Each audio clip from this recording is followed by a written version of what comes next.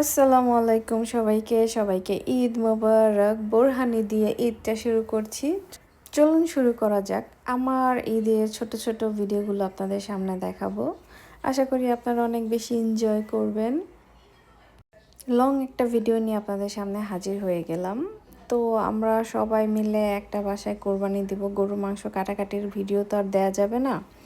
টুকটাক শর্ট আমি একটু দিব, জাস্ট আপনাদের দেখানোর জন্য। আশা করি আপনাদের ঈদটাও অনেক ভালো কেটেছে। ঈদের সাথে গরুর মাংস যখন খাওয়া হয় তখন যদি বোরহানি না হয় তাহলে কিন্তু ব্যাপারটা জমে না। এর জন্য একটু বোরহানি, আর আমি একটু ঢং করে দেখাচ্ছি এইভাবে বোরহানি খেতে হয়। নেভার মাইন্ড, আমার বোরহানির কালারটা অনেক সুন্দর হয়েছিল। আর সাথে সাথে আমাদের খানাপিনা তো আছেই। খানাপিনা না থাকলে কি আর ঈদ ঈদ লাগে। সবাই মিলে আমরা টুকটাক খাবার নিয়ে আসছিলাম। সো ছোটো মোটো প্রিপারেশন আপনাদের সবাইকে দেখিয়ে দিলাম। গরুর মাংস রান্না হবে, খিচুড়ি সকালবেলা যাতে আমরা খেতে পারি সেই ব্যবস্থা চলছে। আর আমাদের রান্নাবান্না মানেই বড় বড় হাঁড়ি পাতিলে রান্নাবান্না। সো আপনারা তো জানেনই।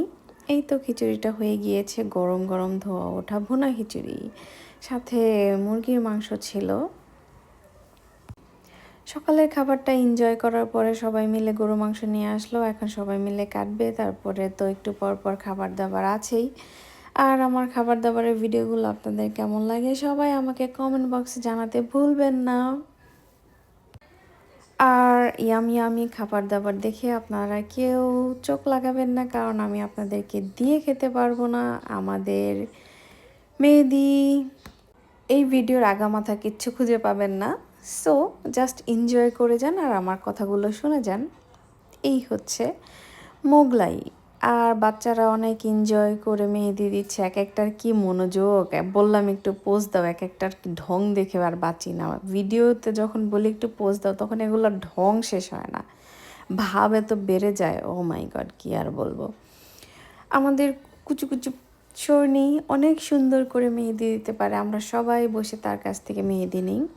আর এই ফুলগুলো দেখতে পাচ্ছেন অনেক বেশি সুন্দর। আর আমি যেখানে সেখানে যদি চা না হয় তাহলে তো দিনটাই শেষ। আমার তো চা লাগবেই লাগবে, আমি যেখানেই যাই।